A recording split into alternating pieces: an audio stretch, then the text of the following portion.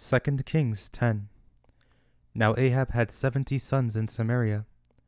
Jehu wrote letters and sent them to Samaria, to the rulers of Jezreel, even the elders, and to those who brought up Ahab's sons, saying, Now as soon as this letter comes to you, since your master's sons are with you, and you have chariots and horses, a fortified city also, and armor, select the best and fittest of your master's sons, set him on his father's throne, and fight for your master's house.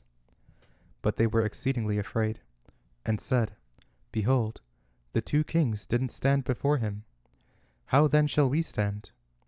He who was over the household, and he who was over the city, the elders also, and those who raised the children, sent to Jehu, saying, We are your servants, and will do all that you ask us. We will not make any man king. You do that which is good in your eyes. Then he wrote a letter the second time to them, saying, If you are on my side, and if you will listen to my voice, take the heads of the men who are your master's sons, and come to me to Jezreel by tomorrow this time. Now the king's sons, being 70 persons, were with the great men of the city, who brought them up.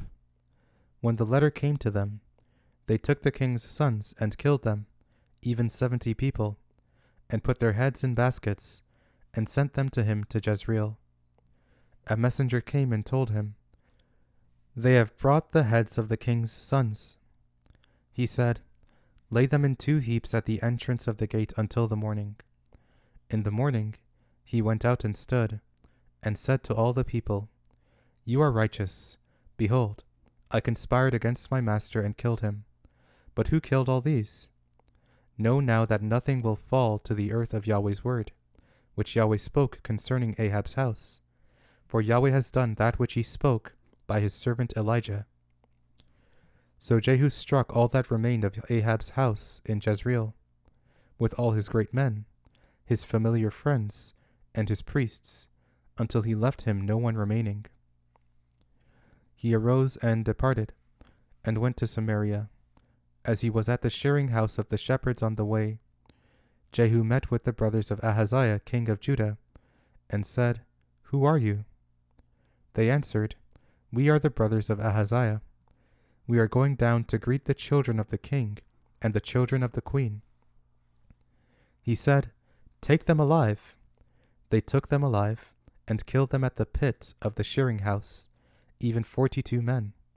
He didn't leave any of them. When he had departed from there, he met Jehonadab the son of Rechab coming to meet him. He greeted him, and said to him, Is your heart right, as my heart is with your heart? Jehonadab answered, It is. If it is, give me your hand. He gave him his hand, and he took him up to him into the chariot. He said, Come with me, and see my zeal for Yahweh. So they made him ride in his chariot. When he came to Samaria, he struck all who remained to Ahab in Samaria, until he had destroyed them, according to Yahweh's word, which he spoke to Elijah. Jehu gathered all the people together, and said to them, Ahab served Baal a little, but Jehu will serve him much. Now therefore call to me all the prophets of Baal, all of his worshippers, and all of his priests. Let no one be absent, for I have a great sacrifice to Baal. Whoever is absent, he shall not live. But Jehu did deceptively, intending to destroy the worshippers of Baal. Jehu said, Sanctify a solemn assembly for Baal. So they proclaimed it. Jehu sent through all Israel, and all the worshippers of Baal came, so that there was not a man left that didn't come. They came into the house of Baal, and the house of Baal was filled from one end to another. He said to him who kept the wardrobe, Bring out robes for all the worshippers of Baal. So he brought robes out to them. Jehu went with Jehonadab the son of Rechab into the house of Baal. Then he said to the worshippers of Baal, Search, and see that none of the servants of Yahweh are here with you, but only the worshippers of Baal. So they went in to offer sacrifices and burnt offerings. Now Jehu had appointed for himself 80 men outside, and said, If any of the men whom I bring into your hands escape, he who lets him go, his life shall be for the life of him. As soon as he had finished offering the burnt offering, Jehu said to the guard and to the captains, Go in and kill them, let no one escape. So they struck them with the edge of the sword. The guard and the captains threw the bodies out, and went to the inner shrine of the house of Baal. They brought out the pillars that were in the house of Baal, and burned them. They broke down the pillar of Baal, and broke down the house of Baal, and made it a latrine to this day. Thus Jehu destroyed Baal out of Israel. However, Jehu didn't depart from the sins of Jeroboam the son of Nebat, with which he made Israel to sin, the golden calves that were in Bethel and that were in Dan. Yahweh said to Jehu, Because you have done well in executing that which is right in my eyes, and have done to Ahab's house according to all that was in my heart, your descendants shall sit on the throne of Israel to the 4th generation.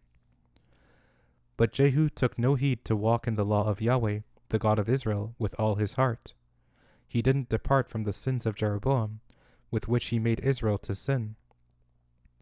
In those days Yahweh began to cut away parts of Israel, and Hazael struck them in all the borders of Israel, from the Jordan eastward, all the land of Gilead, the Gadites, and the Reubenites, and the Manassites, from Aroer, which is by the valley of the Arnon, even Gilead and Bashan. Now the rest of the acts of Jehu, and all that he did, and all his might, aren't they written in the books of the chronicles of the kings of Israel? Jehu slept with his fathers, and they buried him in Samaria. Jehoahaz, his son, reigned in his place. The time that Jehu reigned over Israel in Samaria was 28 years.